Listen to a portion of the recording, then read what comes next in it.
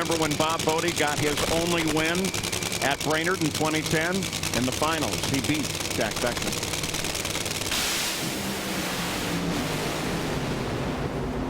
They're not going to beat him today. Fast Jack is on it, 427, 306 miles an hour, and Jack Beckman will move on. He will face Gary Densham in the second round. Oh, take a look at Jack Beckman. He did a very good driving job here. After he launches off the car, he's going to have to go. He's going to go into tire shake, and he's going to catch it and backpedal that thing right there. Boom! The car made a little move to the right, reeled it right back in, saved the run, and got the win.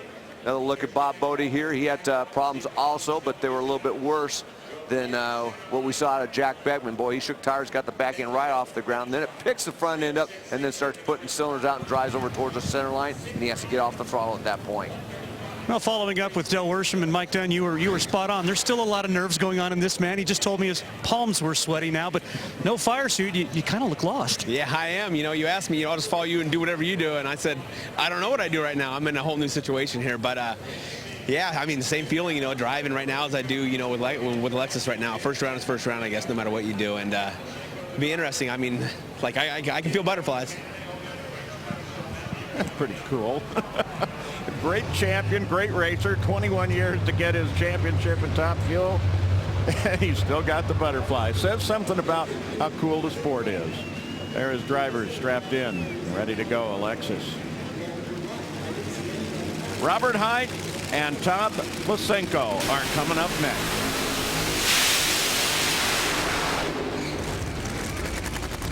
Let's go to John Kernan. Matt Hagan and Ron Capps, his teammate, will be the final pair in Funny Car coming up. And Matt, starting your defense of the Funny Car Championship, but I get a feeling the car's not quite up to where you would like it to be. What about this run? What's Tommy have for it? Well, I think we all wanted that last run last night, and when we didn't get it because of the weather, it really affects everybody. So that's kind of why we're sitting in this position, running one of our teammates. He's a strong driver, and they got a strong car. But, when you're paired 8 and 9 like this, it's going to be a battle, and it's just going to come down to who makes the right calls up here with these crew chiefs. So I'm looking forward to getting back in this race car, strapping in, and getting this blood pumping a little bit for this Arends and diehard team. We're just we're really going to hopefully start this year off right, but you never know. We got a tough guy over there with Caps. We got to treat him with respect. He's a champion. He just hasn't got the ring yet, and we just got to dig deep right now. It's like I said at the beginning, if this matchup doesn't get your heart pumping, nothing will. Oh, believe me, these all are getting us going, John. Robert Hight over there on the right side. Todd Lysenko driving for your dad, Big Tim Dunn. Robert at the highest finishing position of the John Force cars in the championship last year. Yeah, Todd Lysenko, he's another one of the rookies coming into this season. He's racing the Nostalgia Funny Car circuit. Take a look at Robert Hight. They really struggled in the first 2 qualifying runs, had some problems, and then came out and ran that great 406 in the 3rd session.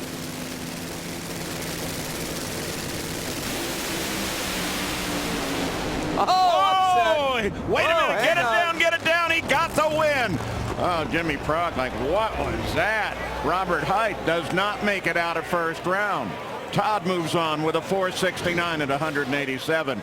Not impressive, but it's a win. No, it's a win line. That's what you want. As you take a look at Robert Hight, went up there and it looked like it rattled through and drove through the tire shake, and then started spinning the tires way down track when you're trying to apply that clutch. He made it through the shake zone, but just wouldn't hold when they tried to get after it through the middle of the racetrack.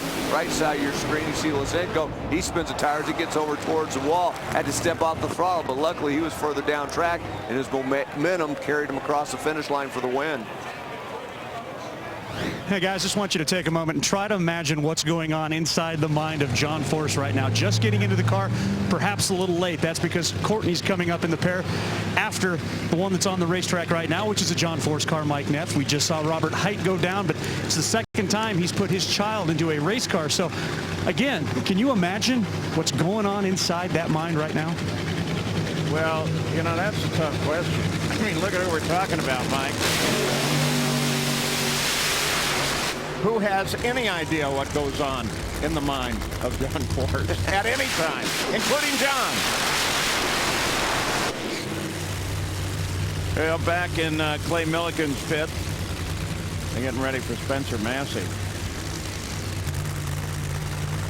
There they are. Put the rears on. ready to go. That'll be a huge matchup to play. Well, he's getting ready to pack the parachute there, put the car back together. Good feeling when he went around. In the meantime, Mike Neff is looking for a round win, but to do it, he'll have to take down two-time champion Tony Pedregon.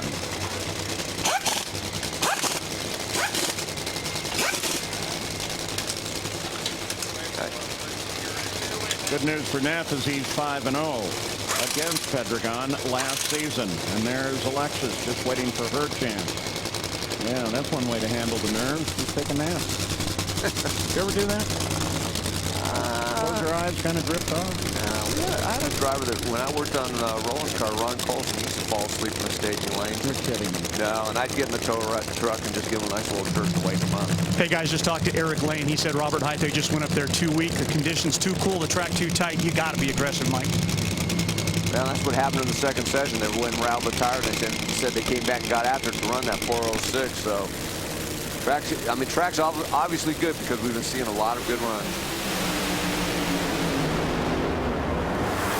Well, word apparently got back to Mike Neff's car. He runs a 407 at 316 miles an hour. That's the top speed of the race right now, and takes down Tony Pedregon in the process. Gary Gerald. With Todd Lusenko, tell us what it feels like to win your first round here in pro competition and do it against a man who is a #1 qualifier. My gosh, I'm so thankful to be with the Duns. They're a great team. I'm glad to come out and play in this sandbox with the NHRA. It's my lifelong dream. And to win my first round against a Force crew, I guess it's just icing on the cake. But I'm thankful for all my sponsors that allow me to be here. And again, the Dunn family for doing a great job in setting up a race car so that I can make it all happen. Congratulations. Keep it up. Thank you, sir. Thank you very much. Oh, that's cool. Look at the line. Look who is there. Courtney Forrest is going to get her chance against Bob Tasca.